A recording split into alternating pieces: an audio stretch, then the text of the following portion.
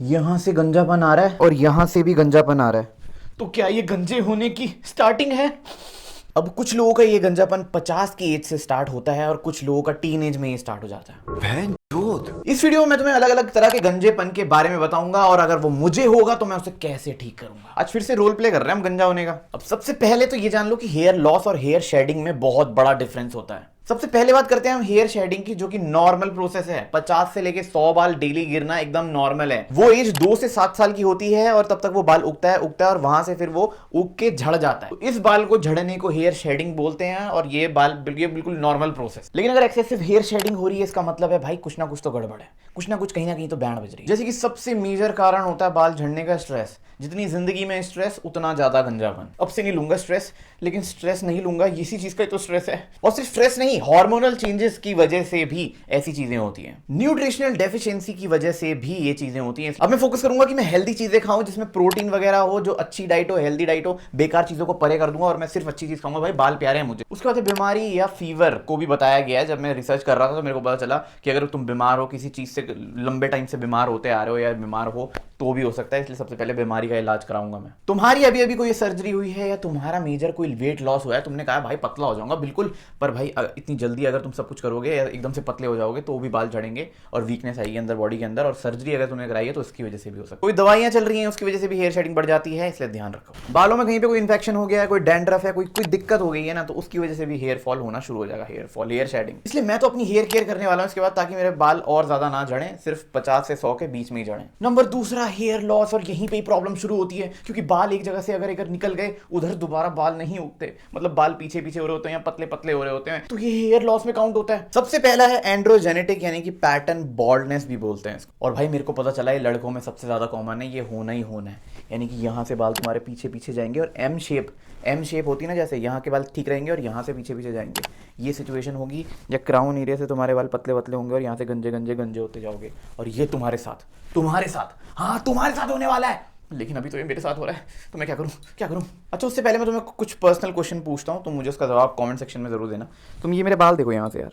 कुछ टाइम पहले ना मेरे को ऐसा लग रहा है कि यहाँ से ना मैं गंजा हो रहा हूँ या बाल पतले हो रहे हैं, मेरे को ऐसा लग रहा है। लेकिन भाई अगर मैं पुरानी फोटो देखता हूँ, पुराना कुछ देखता हूँ ना, मैंने बहुत पहले भी ये चीज़ नोटिस करी थी कि यार यहाँ से कहीं मैं गंजा तो नहीं हूँ। तो वो इतना ही है मेरा ये जो क्राउन एरिया है ना यहाँ पे, मतलब ये मेरा नेचुरली ही ऐसा है। तुम्हारा कैसा है तुम कमेंट सेक्शन में बताओ यार, थोड़ा पता चलेगा कि भाई एक्चुअली में ये मेरा ज़्यादा हो रहा है या ये, मतलब मैं खुद डाउट में आ गया था भाई। मेरे को खुद टेंशन हो गई थी। मैंने रिसर्च वगैरह करा तो कुछ जगह से मेरे को पता चला कि नेचुरली भी ऐसा होता है ये। तो मेरा तो ये नेचुरली लग रहा है मुझे, मतलब मेरे को 90% या 80% श्योर है कि हाँ ये नेचुरली। लेकिन मन में जो थोड़ा सा डाउट रहता है ना, उससे फट रही होती है।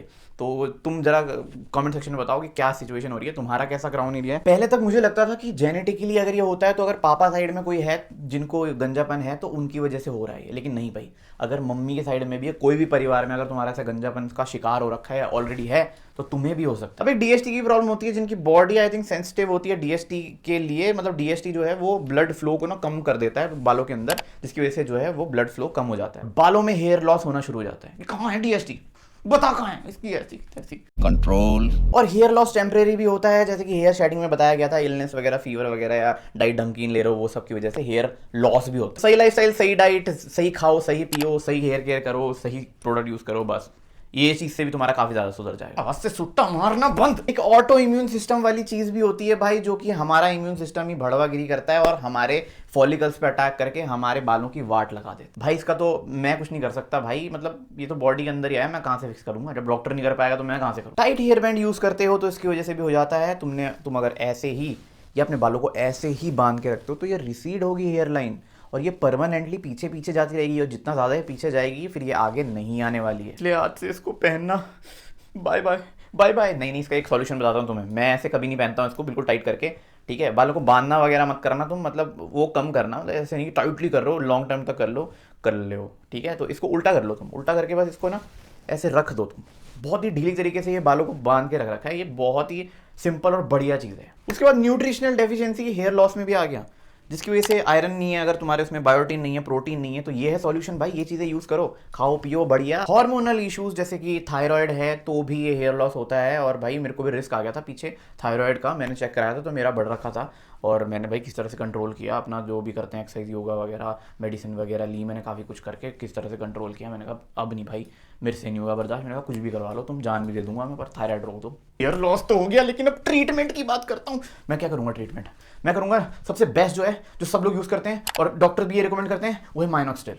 माइनॉक्सिडिल यूज़ करूंगा मैं, 3 से 6 मंथ तक यूज़ करना होता है इसको लगातार, और तब जाके तुम्हारे बालों में कुछ रिजल्ट दिखता है। बट मैं ऐसा नहीं करूंगा कि बस किसी यूट्यूबर ने बताया या किसी वेबसाइट पे देखा और माइनॉक्सिडिल लगाना चालू कर दिया। मैं जाऊंगा डर्माटोलॉजिस्ट के पास और उससे बोलूंगा डॉक्टर साहब, डॉक्टर साहब नहीं, डॉक्टर साहब प्लीज़ बताइए कि बालों में क्या लगाएं। तो वो बताएगा मेरे को कि एग्जैक्टली कैसा माइनॉक्सिडिल लगाना है, कौन सा लगाना है। भाई हमको नहीं पता, वो हमारे बालों के अकॉर्डिंग वो ही देखेंगे, ठीक है? हम डॉक्टर होते तो हम यूट्यूबर नहीं होते। अब माइनॉक्सिडिल लगाने से तुम्हारे ब्लड फ्लो इंक्रीज होता है यहाँ हेयर फॉलिकल्स में, जिसकी वजह से बालों की हेयर ग्रोथ हो जाती है। यार चैनल को सब्सक्राइब नहीं किया इसने, चैनल को सब्सक्राइब कर दे भाई मेरे। लेकिन एक खतरनाक चीज़ मेरे को पता चली है भाई, जिसकी वजह से हाथ पैर कांप रहे हैं। मतलब अगर एक बार बाय चांस तुम्हारा हेयर पैच आ गया, यानी कि वहाँ से बालों की खेती खूती सब खत्म है, वहाँ बिल्कुल प्लेन फ्लैट ऐसा चपटा चिकना हो गया है, तो भाई वहाँ पे दोबारा बाल उग ही नहीं सकते। कोई ऐसी ट्रीटमेंट नहीं है, आगे तुम्हें हेयर ट्रांसप्लांट वगैरह ही बताऊंगा, कोई ऐसी ट्रीटमेंट नहीं है भाई जो वहाँ पे बाल लेके आ जाए। ये मैं नहीं बोल रहा हूँ, मैंने डॉक्टरों की सुनी भाई, मैंने यूट्यूब पे डॉक्टरों की वीडियो देखी, मैंने ऑनलाइन सर्च करी, मैंने चैट जीपीटी की ऐसी तैसी करी, तब जाके मेरे को ये सारी चीज़ें पता चली। अब तीसरा है हेयर ट्रांसप्लांट। हेयर ट्रांसप्लांट भैया वही होता है, परमानेंट सॉल्यूशन है हेयर ट्रांसप्लांट। बढ़िया चीज़ है, मतलब अगर तुम्हारा बढ़िया है, हो गया कि ये पीछे से बाल निकालते हैं जहाँ पे तुम्हारे बाल सही रहते हैं। ऑलमोस्ट गंजे लोगों के, जो गंजे हो रहे होते हैं, उनके यहाँ पीछे तो बाल रहती हैं, यहाँ से उखाड़े बाल और यहाँ लगा दिए। मैं पहले सोचता था शायद ये बगल के बाल निकालते हैं या नीचे के बाल तो भाई, पर वो यहाँ की साइड के बाल निकालते हैं और फिर वो आगे लगा के हेयर ट्रांसप्लांट करते हैं, जो कि एक परमानेंट सॉल्यूशन है। उसका चौथा होता है पीआरपी, यानी कि own blood stimulating hair growth का कोई सिचुएशन है। इसका मतलब है तुम्हारा ब्लड कहीं और से निकाल के यहाँ पे इंजेक्ट किया जाता है जहाँ पे तुम गंजे हो, ताकि उसका वहाँ पे ब्लड फ्लो बढ़े, ब्लड आए वहाँ पे और मजा आ जाए और तुम्हारे बाल आ जाए। तो पीआरपी हेयर ट्रांसप्लांट तक मैं ना जाऊँ, उससे पहले ही मैं बाकी सारी चीज़ें करूँगा। मैं सबसे पहले जाऊँगा डर्माटोलॉजिस्ट के पास, क्योंकि भाई साहब टाइम बहुत कम है, ठीक है? पैच आ गया उसके बाद बैंड बच जाएगी, इसलिए चले जाओ भाई। तुम माइनॉक्सिडिल वगैरह खरीदोगे, अपने एक्सपेरिमेंट करोगे, वहाँ भी तो पैसा लगेगा ना। थोड़ा सा डॉक्टर से कंसल्ट करके अगर सही डायरेक्शन पे, सही रास्ते पे पहुँच गए तो भाई बच जाओगे। तो मैं बच जाऊँगा, और जिसने खुद एक्सपेरिमेंट करना है वो फंस जाए। और अगर ये जेनेटिकली है तो भाई साहब इसको स्लो कर सकते हैं, आई थिंक रोक भी सकते हैं, वो सब तुम्हें तुम्हारा डॉक्टर बताएगा, इसलिए डॉक्टर के पास जाओ प्लीज। अब हेयर लॉस के ऊपर हमारी वीडियो यहाँ पे खत्म हो गई है। उम्मीद है तुम्हें पसंद आया होगा। कमेंट सेक्शन में वो जरूर पर्सनल चीज बताना मेरी, ठीक है? और विंटर में हेयर केयर करने वाली मेरी वीडियो ये रही, जहां पे मैंने विंटर में हेयर केयर करी है, क्योंकि विंटर आने वाली है तो अपने बालों का ध्यान जरूर रखना। तब तक मैं चलता हूँ, अगली वीडियो मिलूंगा। नमस्कार, नमस्ते, बाय बाय।